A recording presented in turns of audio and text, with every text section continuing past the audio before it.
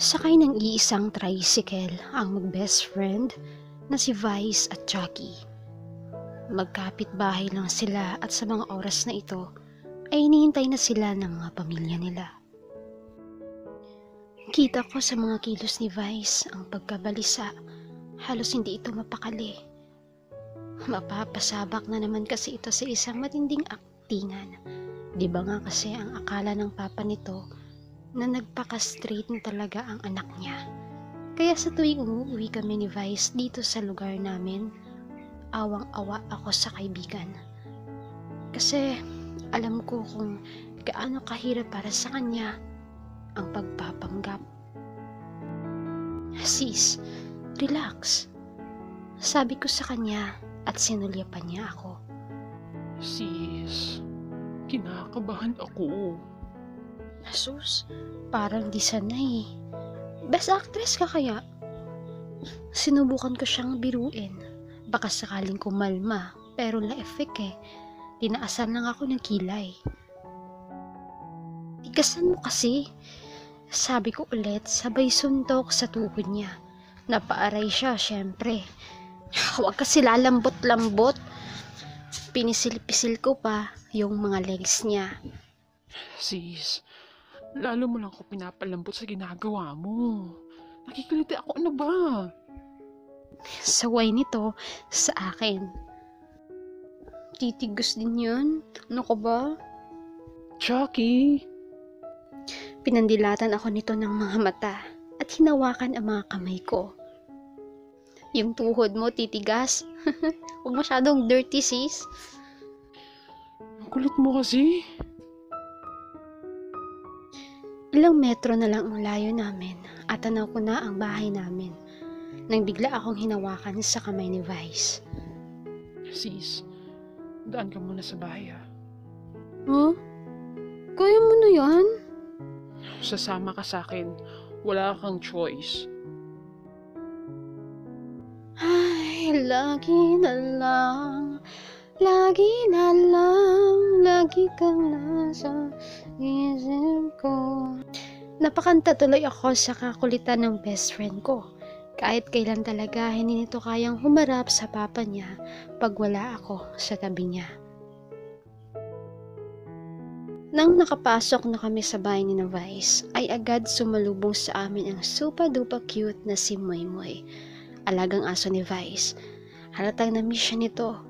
Sandaling kinarga ito ni Vice at hinalik-halikan. Todo iwas naman si Vice kasi baka mapuno na siya ng laway sa kakadila ni Moy Moy. Oo, Toy. Iha. Andyan na pala kayo. Naku, buti pa si Moy Moy may lambing agad. Sus, ang mother ko talaga. Tampurot eh. Lumapit kami at nagmano. Niyakap ni Vice ang mama niya at ikinis. I miss you, mama. I love you. Oh, amoy-moy-moy na eh. Nakangiti lang ako habang pinagmamasdan ang mag-ina. Agad akong nagbigay galang at nagmano kay Tito Henry nang makita ko siyang papalapit. Hello po, Tito. Bati ko sa kanya. Oh yeah, dumating ka na pa kayo ni Utoy. Kamusta naman ang Palawan? Mukhang nag-enjoy tong anak ko ah. Sabi ni Tito habang nagmamano si Vice sa kanya. Nako, sobrang saya po, Tito. Tsaka maganda po ang view. Masaya kong sabi. Samantala tahimik lang si Vice. Isang bagay na natural lang sa kanya kapag nandito kami kasama ang mga magulang niya. Good. Baka nagugutom na kayo. Merong inihanda ang mama para sa inyo. Niyaya nito na agad binalingan ng tingin si Tita Marta at nagtungo na kami sa kusina ni Vice. Nako, Tita, dito. Busog pa po ako eh. Sa amin na lang ako kakain mamaya. Tanggi ko. Naku, sigurado ka, Jackie. May inahanda pa naman sana akong tinolang native na manok para sa'yo. Oh, wow! Mukhang mapapalaban ako ah. Sabi ko habang umuupo at kumukuha ng plato at kutsara. Hala, kala ko ba busog ka, Jackie, ha? Biro ni Vice sa akin. Hindi uso ang pakipot. Paborito na ang pinag-uusapan eh. Miss ko kaya to.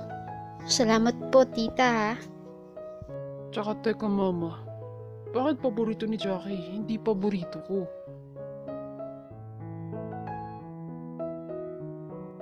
Naku, syempre.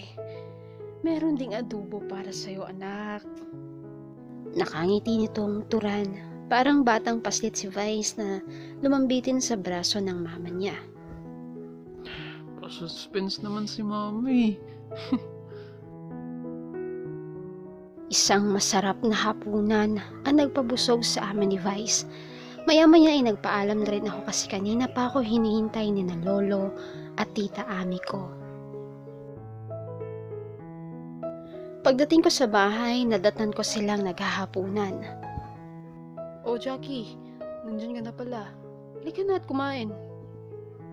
Alok ni tita sa akin. Bineso ko sa tita at nagmano ako kay lolo. Hala tita, busog na ako eh. Galing ako kina tita Martha.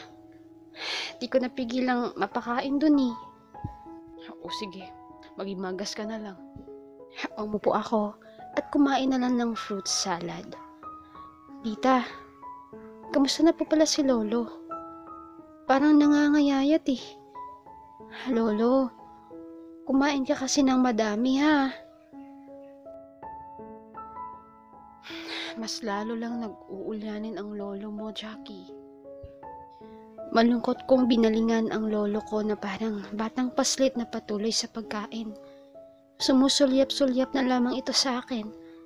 Nakaramdam ako ng awa para sa lolo ko. Bigla kong na-miss ang lolo kong masiyahin. Takbuhan ko sa mga hinanakit ko sa aking mga magulang. Alam kong ginawa ni mama ang lahat para magtrabaho sa ibang bansa, para makapagtapos lang ako ng pag-aaral. Pero nung nabalitaan namin na nagkaroon pala siya ng ibang relasyon doon na Hapon, unti-unti na akong nakalimutan ni mama. Nawala na ako ng ama, pati ba naman ina mukhang mawawala na rin sa akin. Nung una, nagpapadala pa rin siya pero nung ibinuntis niya na ang magiging kapatid ko, natigil na ang pagtustos niya sa akin at ipinasa niya ang responsibilidad niya sa akin at kay lolo, kay tita Ami. Noon, paminsan-minsan na lang ang pag-uusap namin ni mama. Hanggang sa kahit minsan wala na talaga. Di ko natanda kung kailan kami huling nagkausap. Basta 1 year na yata ang nakalipas. Ganoon niya ako katagal tiniis. Laking pasasalamat ko dahil nandyan si na tito at tita para alagaan kami ni lolo.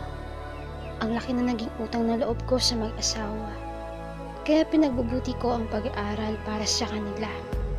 Isang malalim na buntong hininga ang pinakawalan ko. Habang kumakain, ay may nabanggit sa akin si tita. Siya nga pala, Jackie. Kailangan mo sumama sa akin bukas sa fashion designer. Kasi baka hindi kasi sa'yo yung gawa na pinagawa para sa'yo.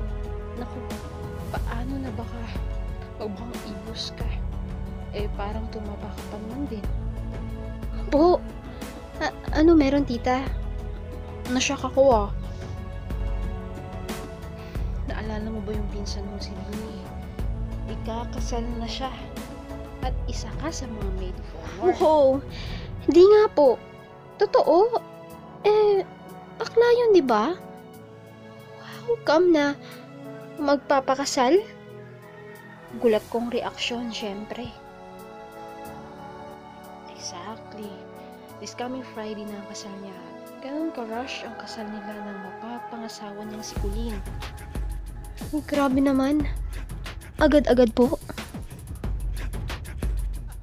Nagdadalang tao kasi si Colleen kaya kailangan madaliin. Ayaw ng mga magulang nito na malaki na ang tiyan ng anak nilang maglalakad sa altar. Okay, I see. Pero grabe, hindi pa rin ako makapaniwalang ikakasal si Billy. Mas bakla pa yun kay Vice eh. Oh my gosh! Sinong Vice? Wala po tita. Kaklase ko lang. Oh, okay. Sabihin mo pala dyan kay Jose Maria na pumunta siya. Para naman may kasabay ka. Baka kasi mauuna kami umuwi ng tito mo niyan. Ano ba naman kasi, nagkasabay pa sa kasal ni na Billy ang bibing matalik na kaibigan ng tito mo, Jackie. Okay po tita.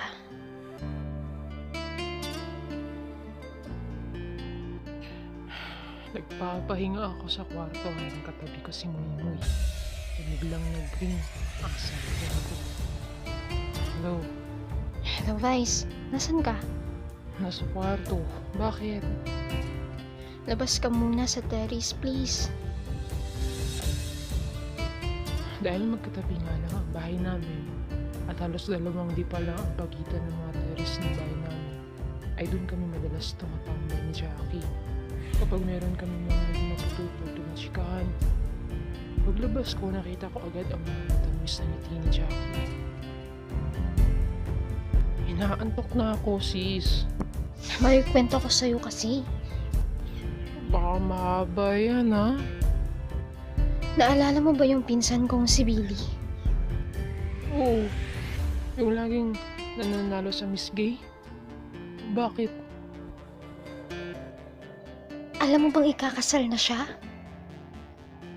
Tumawa ako ng malakas. Hinayupak talagang magbiro nitong kaibigan ko kasi. Corny ng jokes ba? Huy, ba't ka tumatawa? Kahit corny pero heavy yung jokes mo na yun, sis, ah. Si Willie? Na pinsan mo? Na bakla? Ikakasal? We.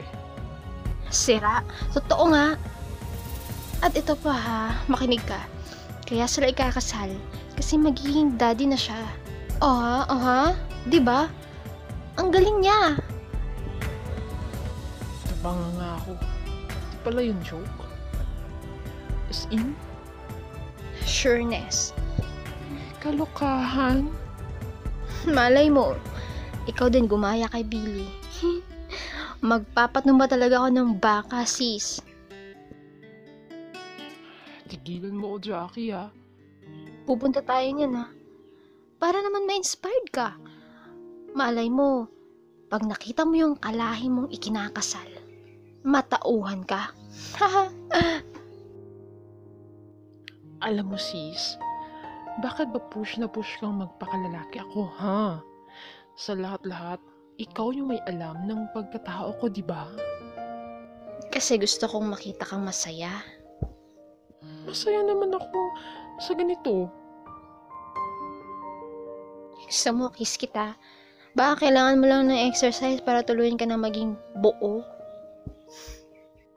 Bali talaga tong kaibigan ko. Alam kong nagbibiro lang siya. Pero bakit parang gusto kong lumabas sa mga bibig ko ang salitang, oo,